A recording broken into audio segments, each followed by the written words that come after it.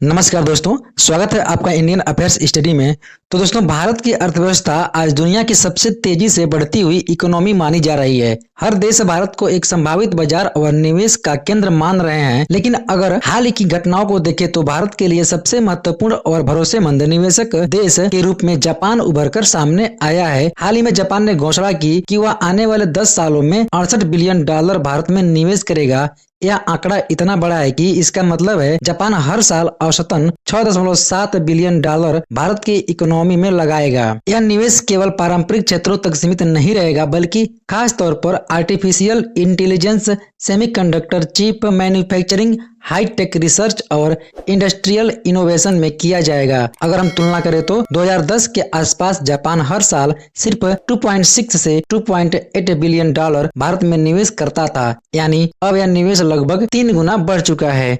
Bharat Japan रिश्तों की इस मजबूती का एक बड़ा कारण प्रधानमंत्री नरेंद्र मोदी का हाल का ईस्ट इंडिया टूर है। सबसे पहले वे जापान गए और इसके बाद चीन की यात्रा पर जाएंगे। जापान यात्रा के दौरान पीएम मोदी ने 15वें इंडिया जापान एनुअल समिट में हिस्सा लिया। जापान के प्रधानमंत्री किशिदा फूमियो ने उनका जोरदार स्वागत किया और दोनों नेताओं ने मिलकर भारत जापान साझेदारी को special strategic and global partnership बताया। इस दौरे में निवेश के अलावा कई अहम समझौते भी हुए, जिनमें सुरक्षा, तकनीकी, शिक्षा और स्पेस मिशन प्रमुख है। आखिरकार क्यों बढ़ रही है जापान की दिलचस्पी भारत में? तेजी से बढ़ती भारतीय अर्थव्यवस्था। भारत जल्द ही दुनिया की तीसरी सबसे बड़ी इकोनॉमी बनने की राह पर है। लोकतांत्रिक स्थिरता। भारत और जापान दोनों ही मजबूत लोकतांत्रिक देश है। इंडो पैसिफिक रणनीति। जापान नहीं चाहता कि इंडो पैसिफिक क्षेत्र में चीन और अमेरिका का पूरा वर्चस्व हो। भारत को मजबूत बनाना जापान के लिए रणनीतिक रूप से जरूरी है। यूएसए पर भरोसा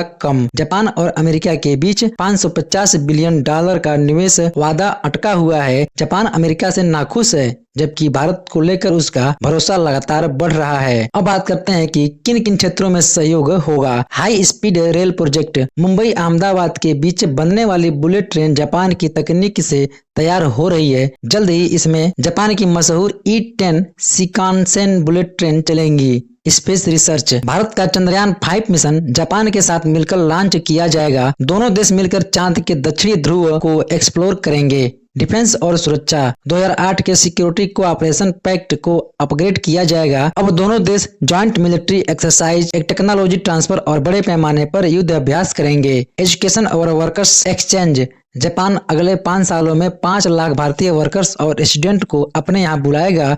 खासकर नॉर्थ ईस्ट इंडिया के युवाओं को ट्रेनिंग देकर जापान भेजने पर फोकस होगा। दोनों देश मिलकर यह सुनिश्चित करना चाहते हैं कि एशिया का यह क्षेत्र किसी एक देश के दबाव में न रहे। जापान के लिए यह भी महत्वपूर्ण है कि डोनाल्ड ट्रंप की नीतियों से एशिया का संतुलन न बिगड़े, इसलिए भारत जापान ने मिलकर अपनी साझेदारी को और मजबूत बनाने का फैसला किया। भारत को जापान से सिर्फ निवेश नहीं मिलेगा, बल्कि नई टेक्नोलॉजी, बेहतर शिक्षा, मजबूत इंफ्रास्ट्रक्चर और डिफेंस सहयोग भी मिलेगा। इससे भारत की इंडस्ट्री को गति मिलेगी, लाखों युवाओं को रोजगार मिलेगा, भारत की अंतरिक्ष और रक्षा ताकत और बढ़ेगी। सबसे अहम बात है, भारत को एशिया में एक स्थिर और भरोसेमंद साझेदार मिलेगा। जहां भारत जापान रिश्तों पर दुनिया की नजरें टिकी हुई हैं, वहीं दूसरी ओर एक नई अंतर्राष्ट्रीय कंट्रोवर्सी भी खड़ी हो गई है। अमेरिका ने हाल ही में घोषणा की कि वह एक टाइफून मिसाइल एशिया के एक देश में तैयार करेगा। इस घोषणा से रूस और चीन दोनों नाराज हैं। उनका कहना है कि इस कदम से एशिया प्रशांत क्षेत्र में अस्थिरता बढ़ जाएगी और हथियारों की होड़ तेज होगी। अब बस बड़ा सवाल यह है कि आखिर यह मिसाइल किस देश में लगाई जाएगी। विकल्प है ऑस्ट्रेलिया, इंडिया, फ्रांस, जापान। यह एक ओपन क्वेश्चन है जिस पर दुनिया भर में चर्चा हो रही है।